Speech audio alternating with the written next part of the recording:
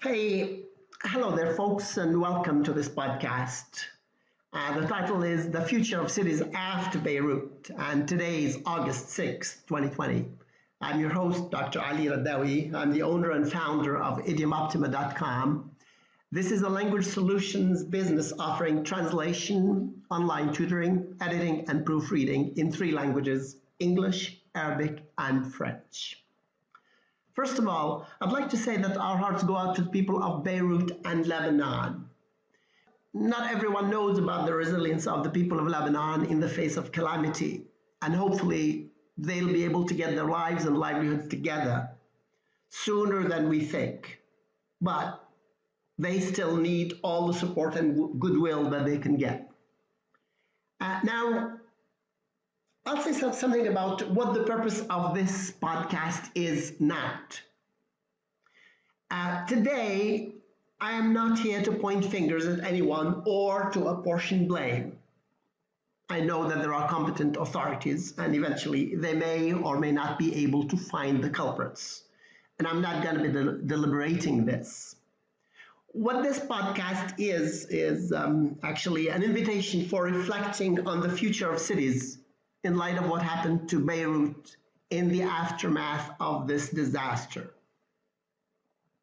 As I said, the causes and circumstances of this calamity are interesting to investigate.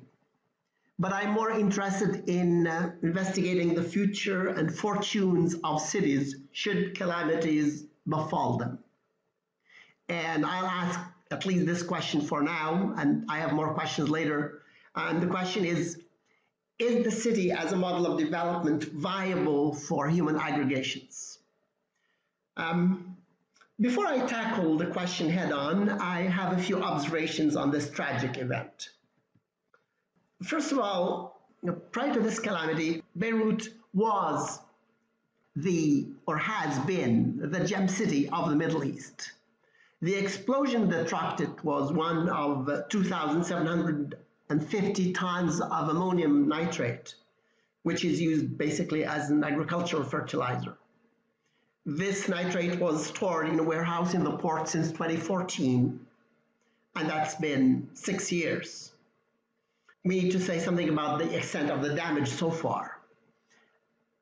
Today, there's 135 people dead and counting. There's also around 5,000 injured and lots of missing people. I understand that there's also another 300,000 people who have been displaced from their homes, and that perhaps more than half the city is really out of commission. Basically, every home, school, hospital, street, building, hotel, rooftop, all of these have been damaged in a manner that was unthinkable just 3 days ago. Saying something about the extent of the damage now, and we understand that it was felt as far north as Cyprus, and it had a 10-kilometer radius of destruction from where it happened. And I understand it was also something around 3.3 magnitude earthquake. CNN says that it's the equivalent of a kiloton nuclear bomb going off in any part of the world. So here are the outcomes. First of all, we'll say that it's a calamity of epic proportions, such that Beirut has been declared a disaster city. What we see is a scene of untold chaos, perhaps close to Armageddon. It's said to be the third or fourth worst calamity that ever befell a city. And there are people who are comparing this to Hiroshima and Nagasaki. And I think if we want to find out about the truth of this claim, then we just have to look at the before and after pictures, and we will be able to determine the extent and scope of destruction.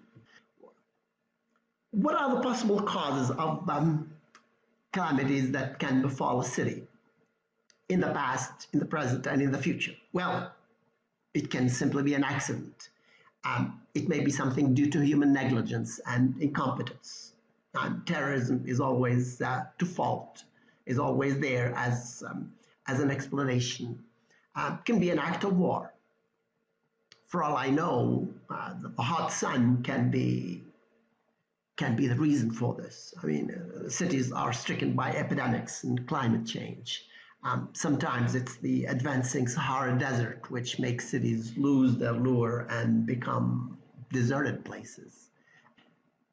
I mean, there are other causes which may happen in the future, which is that cities that are reliant on nuclear plants may find themselves one day in the midst of a calamity that is of grand proportions. The same can befall cities that are reliant on water desalination plants. War of all things, can happen, and the inhabitants of the city will lose their livelihoods and maybe their lives as well. There may be times when water sources are contaminated by nuclear or other chemical wastes. So there's lots of reasons, basically, why a city can suffer, or why cities have suffered and will continue to suffer. Now, so there's really a need for strategic thinking on the future of cities. And today, this is happening to Beirut. We don't know where something like this will happen to another city. It's anyone's guess. And I think we want to think about past events which have brought death and destruction to cities. Here are some questions that I'd like to conclude with. I'm not about to provide answers for these questions, but I'd like us to think about them. Well, one question is, how long will cities remain viable places for human habitations? Or will they remain viable places of human habitations? Another question may be about how we can mitigate the effect of disasters, natural and man-made. Also, watching the news, we know that there are lots of people who have left the city of Beirut and are moving into the countryside. And so, what do events like this signal in terms of an exodus back to the countryside? Perhaps also because I am very much into online work, I think that there is a question that needs to be asked about how remote work can mitigate or can militate in favor of taking the pressure of cities and big conglomerations. Another question that I invite you to think of is, should we rethink the place of cities as models of progress? That is, can we possibly conceive of cities that are not, or that are much less destructive of the natural environment? i.e., how can a city merge into the environment without creating a strain on it, with its pollution, landfills, reliance on non-renewable energies, and any other accidents that we may imagine? Well, I think I'm going to leave you with these questions. Thank you for listening, and you're welcome to add comments to this and to give answers. See you again another time. Thank you.